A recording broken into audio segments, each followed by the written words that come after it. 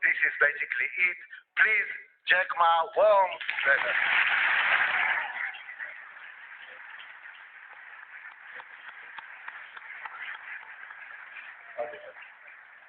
Well.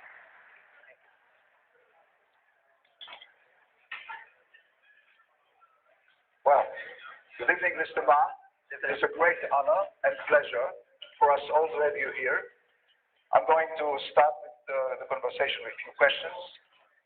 At the midst of the 90s, when you started your first internet ventures, the World Web was still at its inception, in its diapers. With some few tens of thousands of sites, today it has many hundreds of millions of sites. What did you see then that others didn't? Well, thank you. Thank you so much for inviting. It's a good question. Let me answer in this way. I was so bad at schooling. I failed again and again in my university and high school tests. I tried 3 years for entering university. And finally I got into the post university in my city, which today I believe that is the best university in the world, Hanzhou Teachers College. So I never thought I would be a teacher. I hate to be a teacher in China. A boy to be a teacher, people look down upon you at that time. So for 4 years, every day I thought about is that what should I do if I graduate? I should not be a teacher, because when you're a teacher's college, when you graduate, you have to be a teacher because the government paid the money. So when I graduated, I was assigned to teach in a university, because our university was supposed to train middle school teachers. 500 graduate students, 500 students graduate. Only one of them can be assigned to the university. 499 go to the middle school. So I was the only one chosen to teach in the university. My president, he saw me at the gate and he said, "Jack, I know you will leave, but promise me in 5 years, teach in that university. Don't leave. Don't just stay there." So I said, "Okay, President, I promise." When I joined that university, I did not know my pay was so bad. I left at $10 a month, and because I graduated from a very poor university, the other teachers, they all from Tsinghua, Beida, so I was looked down upon. But I promised for 5 years. So for 5 years, I've been teaching. I worked hard, and then I was elected by students the best teacher of the university. And then I said, okay, 5 years, I kept my promise. Number 6 year, I started to love to be a teacher. And then I thought, everything I taught my students are the things I learned from books. I should leave the school, spend 10, 15 years, get all the experience, and then go back to teach. Then I could be a good teacher. That was thinking. Then I went to the United States. Still waiting for you. Yeah, so then I went to the United States. I found the internet. I just wanted to find a job at that time. I'm looking for a lot of jobs, all filled. People don't want me. They say, even looking for a job in a hotel, they say, "Hey, you're not good looking enough." So I discovered the internet in Seattle, 1994 in December. I searched the word beer. I was so scared of the computer. And my friend said, just to search whatever you want to search. At that time, there's called Lycos. The earliest Mosaic, the browser, very early days. They say you search anything. So I first the word search beer. There's no beer information on the internet from China. There's a Japanese beer, German beer, US beer. And then I search China. Say there's no data about China. So I thought about, if I can put some Chinese information on the web, when people find out, that might be a good opportunity. So I did not know internet would be that big. I just looking for a job. That was the original thinking. I wanted to leave the school, build up something. And when I found the internet, I think if I can put Chinese company information on the internet, let the other people to do it, this might be a good future. So without have a great vision for the future at the beginning, just looking for a job, and I don't want to be a teacher. That was the thing. Yeah. Honest So, answer. it's well known that you've been an English teacher.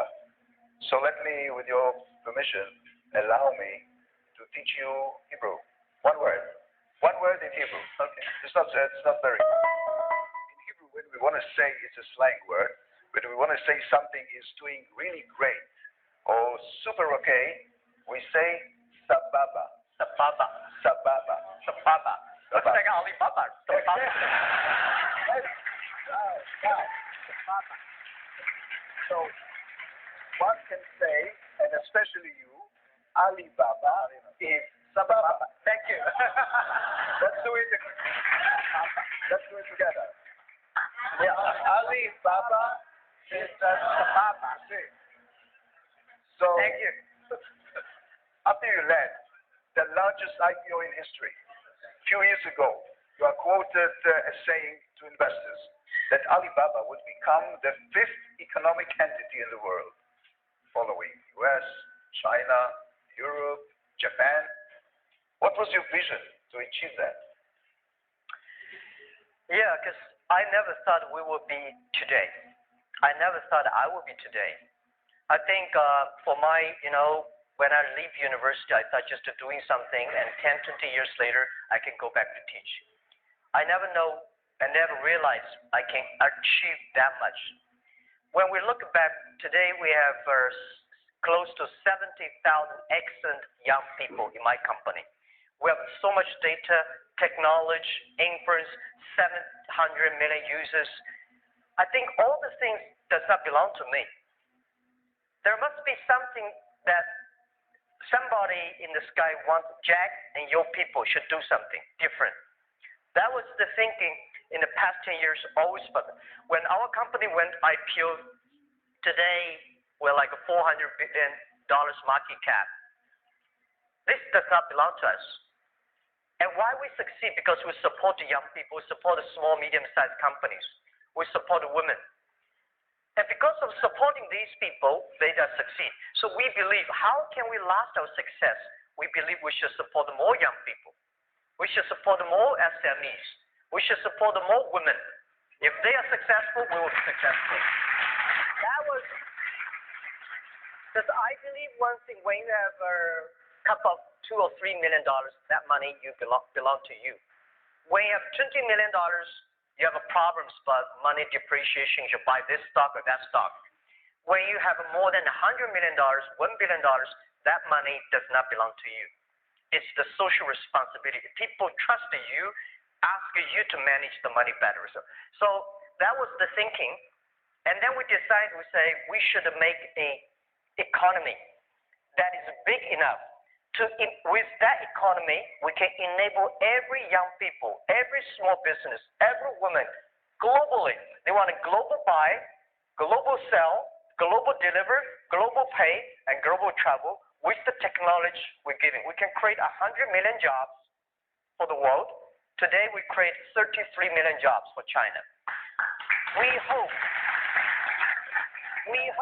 the 5th largest economy of the world, that digital economy, can enable 100 million jobs for the world.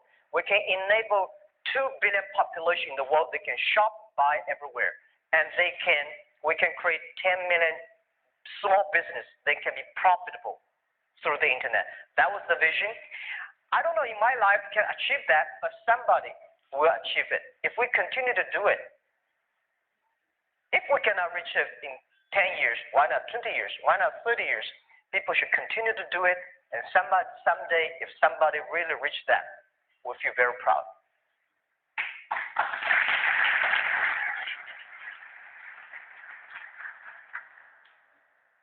Shall I pour you? Oh, thank you. There's tea. By the way, there's the tea you like is here. Yeah. Table. Good question. We are in Israel, the startup nation, and in Tel Aviv, ranked as the world's 5th most innovative city. You have encountered Israeli investors. Okay, it's a short visit. You've met a lot of startup business. You've met business people. Could you relate to the Israeli business spirit or our position in the global tech arena? You mean Our position in the global tech arena? You know what? I will do it easier. Oh yeah. Do you have any plans of a flag of Alibaba in Israel, in Tel Aviv? Absolutely. We've been thinking internally. We discussed a lot about where in this world Alibaba should have our base labs that should have our people that working together to reach, because the fifth largest economy does not belong to us, does not belong to Jack Ma and it belongs to the generation of this generation, belong to the world, belong to all the young people believe in the future, belong to the people who believe the technology can enable people. So one of the three countries we talk about is Israel. So we all talk about we should come to Israel, have a lab, and inviting the excellent, smart young people in Israel, join the force together. Let's build up an economy that can empower young people, small business and women.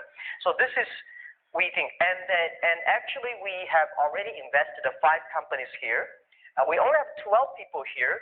So this trip we brought almost 40 Alibaba senior management, 40 heroes, not thieves. We came together, we learned, we experience, and we feel it. Everybody's so excited. In the past 3 days, every night, we debate, we discuss, we share until 11:30. Last night, we 11:45. We think we can do a lot of things here.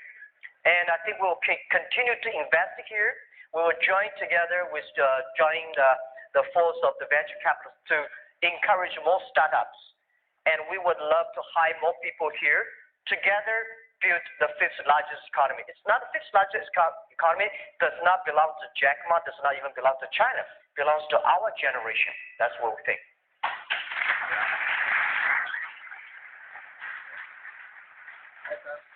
Let us take some questions from the students. Let's start with Ms. Fayrouz Rizkallah. She's from Israel, student of Eastern Asian Studies, Faculty of Humanities. Fayrouz, please.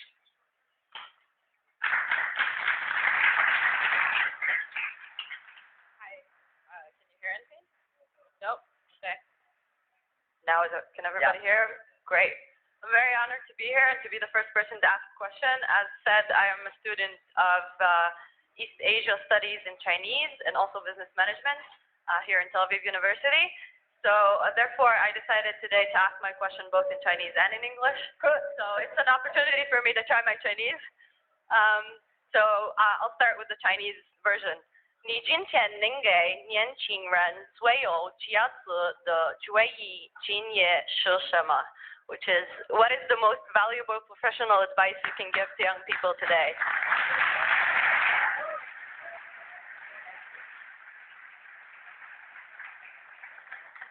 I think everybody's made it unique and different. So you must have a unique and different way. A lot of people today have a lot of complaints. Say, I don't have opportunity. I complain a lot when I was young. I suddenly realized complaint does not solve any problem.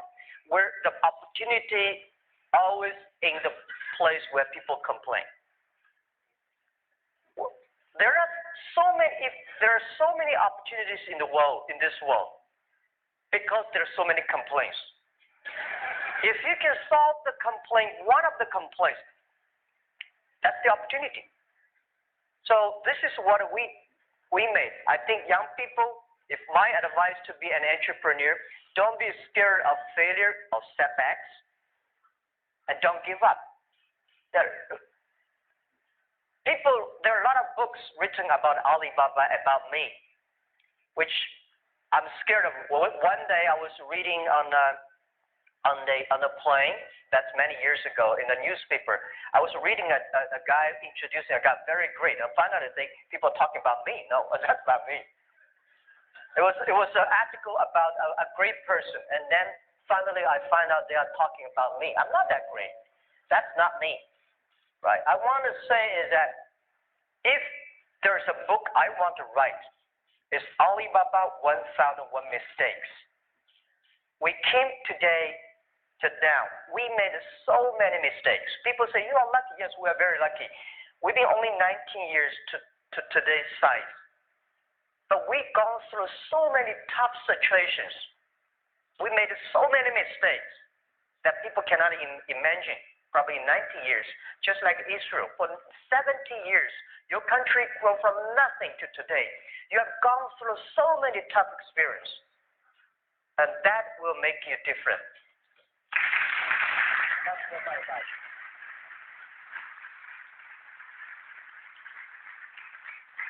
Next student is Miss Chen. She's a student from China, studying here in Tel Aviv University.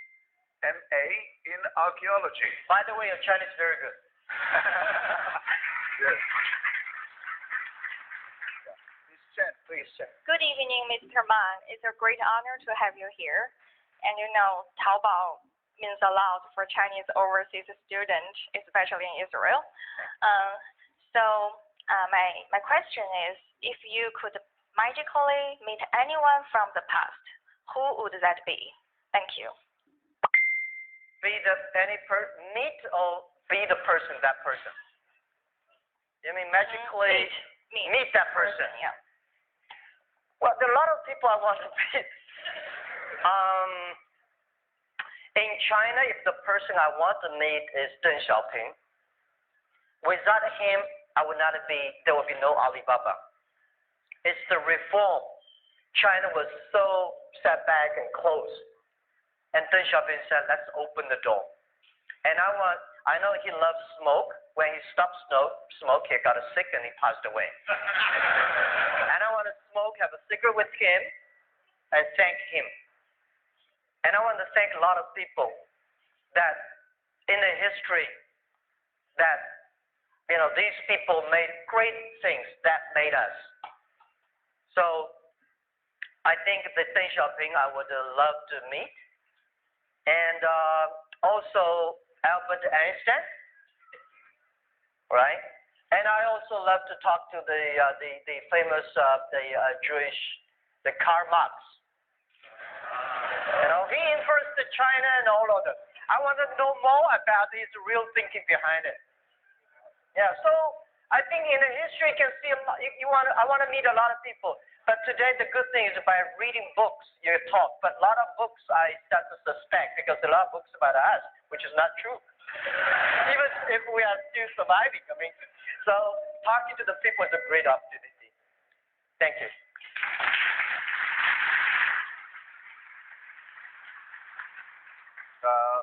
Next student is Miss Whitney Stewart. She's from the University of Pennsylvania. She's studying at Tel Aviv University at a study abroad program, which they come for a few months to study here, one semester. So Whitney Stewart, please. Hi, Mr. Ma. Thank you so much for being here with us today. It's an incredible honor.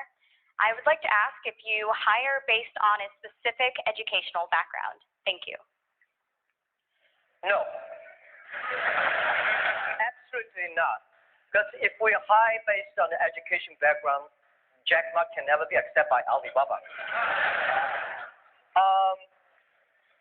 When we started the business, we had 18 founders, including me. 17 of them, most of them my students, and most of them, today people think these 18 people, the smartest people in China. We don't think we're smart. Honestly, we all graduate from the very poor schools. The only thing we did was that we're very united. We all believe the future. We are all optimistic. And we learn through mistakes. We never give up. When Alibaba first IPO'd in 2007 in Hong Kong, we had close to 500 millionaires.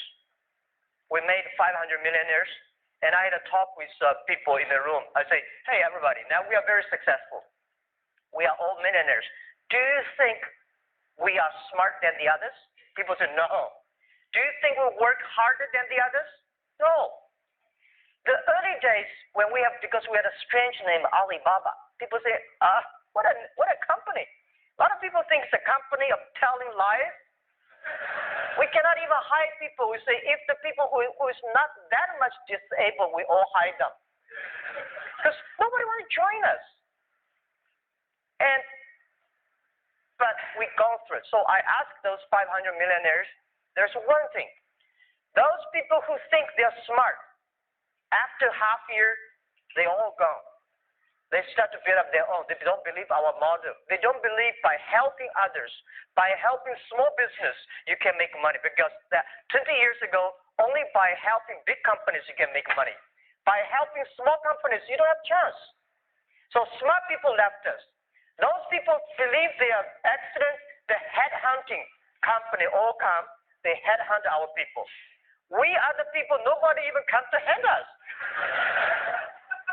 So we stay, we have no choice, we don't have any company to go, but we believe our future.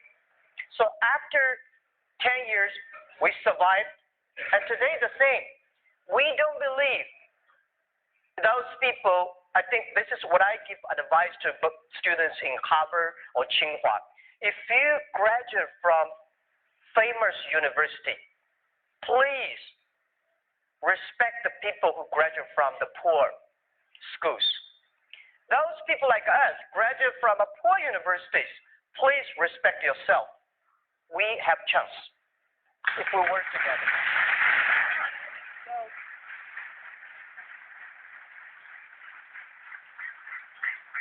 Of course, we would love to have great students from Tel Aviv, from Tsinghua, or Harvard. But the most important is that you find the people with the fighting spirit, learning spirit. And this is we hire people for, not because which school you're from. Even to now, we said we would rather not having students from Beida and Tsinghua because we believe Beida, Tsinghua University should go to the small, medium-sized companies, not us. Because we are helping small, medium-sized companies. If we take all the talents away, because today we have a lot of cash, we can giving high pay to get the best students from university. If the society is poor, no matter how strong you are, your company will be poor. So this is what we believe. They should go to SMEs, empower SMEs, and then we help together. That's what we believe.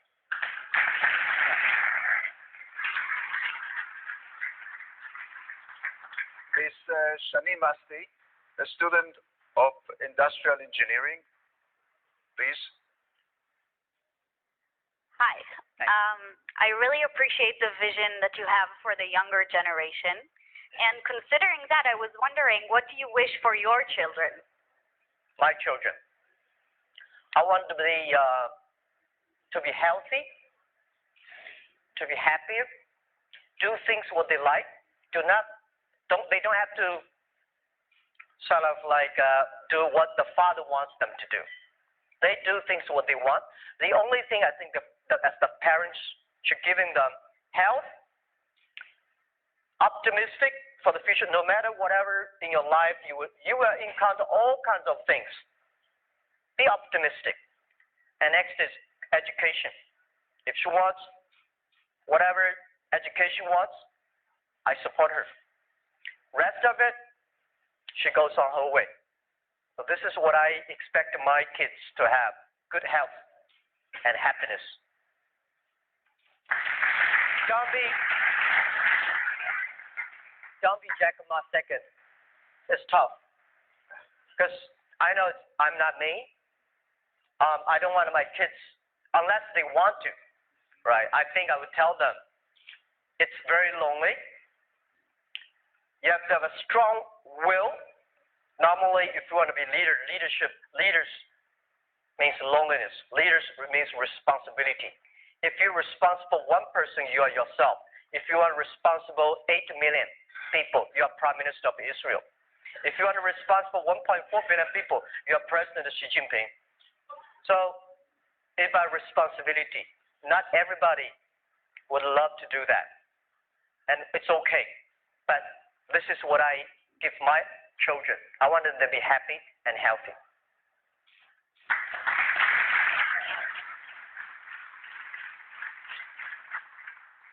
Mr. Elliot Ashkenazi from Belgium is a student of, listen to this, International Program for Conflict Resolutions and Mediation Studies. Mediation Studies of Social Sciences. Shalom, Mr. Ma. So I try, to teach you a second word in Hebrew now. So my question is like this. With all, the due respect I have for you, you have been rejected from Harvard 10 times. And you've proven that you don't necessarily need degrees from this, so-called famous university to succeed in life. So my question is, do you think that the entire educational system should be updated? Thank you very much. Absolutely. Absolutely. The education system needs to be upgraded. This is something that I worry about, and this is something that I'm going all around the world telling the government officers that my worry. People worry about high technology, but young people don't worry about it. I feel very few young people worry about the future. Only senior people worry about it. One day when Alibaba used to be on PC, and then suddenly we moved to the mobile phone. A lot of people complain, mobile phone too small. How can you do shopping on such a mobile phone screen? And later we realized because we generation, our eyes are shut, are getting old. Young people never think it's small. They think it's big enough. Next 30 years, the artificial intelligence, the robots, all the high tech will replace a lot of jobs. This is for sure. When human beings invented computers, human beings should know that computer would be much smarter than human beings. They remember, they calculate faster, and they never get upset. They always keep on doing things.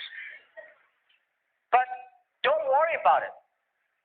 Machine can never win human beings.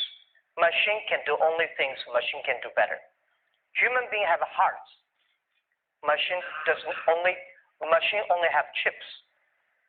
So what worry me about is the way all the things we teach our kids today, how to remember more things, calculate faster, all these things, machine will do better. Next 30 years, what are the things we should teach our kids that they will be different? They can do better. They can do the things the machine cannot do. This is I discussed with the president. They all agree. I think we should teach our kids how to be more innovative, how to be more creative, and how to be more constructive. Human side is more important than the knowledge. I think the past 200 years, human being made a huge progress because of the knowledge-driven based education. I think next century we should focus more on wisdom-based, or the human-based.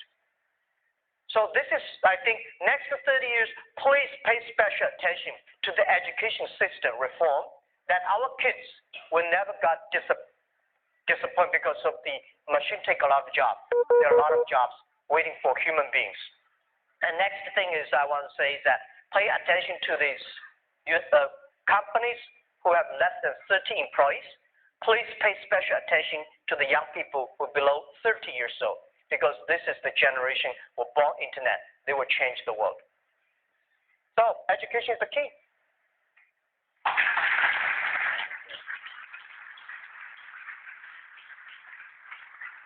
Next student is Yaden Shefi, student of accounting and business. Please. By the way, we need a lot of social scientists in Alibaba. Because we have so many, we are managing an economy over 700 million people. That's so complicated. 1% of the bad guys, we got 7 million bad guys. And how to deal with it? Not all, it's not only bad guys. Some people have a strange behavior, but so what Alibaba needs is not only engineers and software programs. We need a lot of psychologists, the social behavior experts, this is something that we have to managing. So yeah, thank you for the question. Okay, so my question is, what was the most valuable professional advice ever given to you? Professional. Again? What was the most valuable professional advice ever given to you? Given to me. Yeah. What professional advice best that you can recall was given to you? Well, the first 2-3 years for Alibaba was a disaster. We did not have a business model. People in China did not believe the internet. People did not believe e-commerce. What we did, the 18 people together, is like 40, 50 people. We only have a vision. We don't know how to do it. And then we got an excellent person. He worked more than 30 years in GE. He gives me, said, Jack, it's about the system. It's about the people, value, mission, and people training. That's the best. And then year 2002, 3, 4, I spent a lot of time training our people with the value, mission, and professionalism. And then we got more managers, more leaders than most of the other startups. Then we started to go better. It's not about business model. Later, it's about create values for the others. And that is very good advice for me.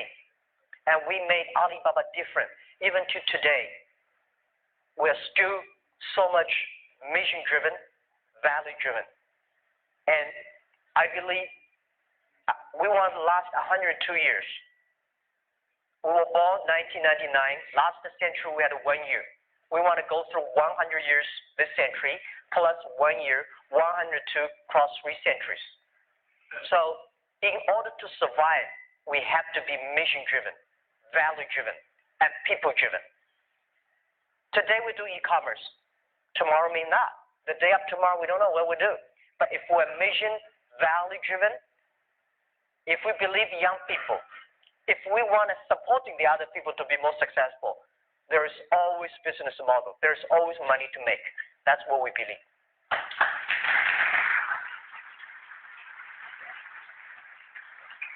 Next student is Mr. Mauricio Figuera from Mexico. He studies laws. You still need lawyers in Alibaba? Yeah, we need a law. Yeah. We need a law, but not necessarily lawyers. Sorry about that. Okay. He studies Master of Law at the Faculty of Law. Please. Yeah, thank you very much. I would like to know which is the first trait that you seek in a job candidate. Whichever the The first What are quality. you seeking in a job for a new candidate in a job? For a new job candidate, what are you looking for? Oh, what I'm looking for. Well, Lawyers. He doesn't No. think about lawyers. sorry, we do a lot. We have like 200 or 300 lawyers. When Alibaba was in my apartment, I never thought a company need a lawyer. I never thought Alibaba in the future will have like more than 3 lawyers. Today we probably have 300 lawyers. Well, we need a lot of jobs because today we are handling 700 million users. I think we are going to handling 2 billion people.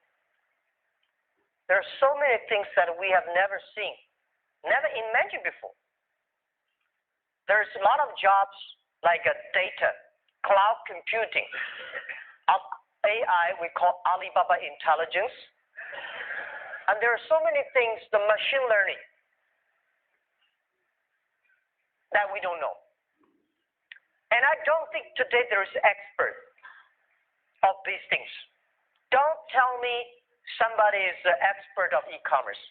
Don't tell me somebody is the expert of internet. I tell you a story. 1996, I was invited to join a meeting in Beijing about internet. At that time, China was not even connected to the internet yet. So I went there, there's about 12 people in a room. They call themselves internet expert. I say, what? We got an internet expert. So they have a lot of worries. Oh, they worry this, worry that, and China should control internet, this. So after 20 years, I found all the things they worried never come out. All the things they do not worry all come out. There are a lot of experts of yesterday. There's no expert of future. The thing we do is we learn. So that's why you said, what kind of job we need, what kind of candidates we're looking for. We're looking for every kind of jobs. But the thing is that we hire you not because you are qualified.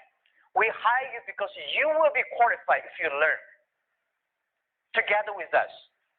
So this is what Alibaba requests. We hire people. They're ready to learn. They're ready to take risks. They're ready to fail. And they're ready to suffer. And we believe maybe 15, 20 years later, they will be the expert of their own field of the history. That's what we think.